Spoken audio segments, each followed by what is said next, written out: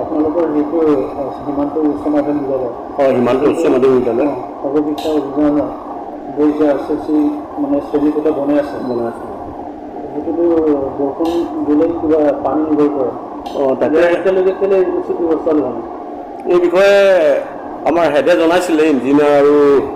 যিজন কণ্ট্ৰেক্টাৰ পাৰ্থপ্ৰতিম ফুকন কণ্ট্ৰেক্টাৰজন গতিকে তেখেতসকলে চাই গ'লহি আহি কিছুমান কথা আমাৰ ইয়াত জনালে যে এইটো বস্তু পানীত এতিয়া বিৰিঙিছে কিন্তু একো নহয় বুলি কৈছে তাৰপিছত পেপাৰটো বস্তুটো ওলাইছিলে এই বিষয়টো লৈ তাত আমি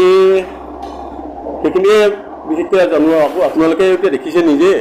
কি পৰিস্থিতি হৈ আছে আজি বৰষুণ দিছে পানী বিৰিঙি আছে তলফালে গতিকে এইখিনি আমি নোহোৱাটো বিচাৰোঁ কিয়নো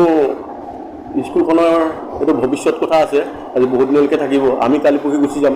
কিন্তু স্কুলখনো থাকিব সেয়ে তাৰমানে আমি ভাল হোৱাটো বিচাৰোঁ আমাৰ যিজন সেইজন আমাৰ ছাত্ৰী দুগৰাকী ঘৰলৈ গৈছে বিশেষ কামত আৰু মই এতিয়া এছিষ্টেণ্ট হিচাপে মই আপোনালোকক এইখিনি জনাইছোঁ এইটো শ্ৰেণীকোঠাটো আৰু কিবা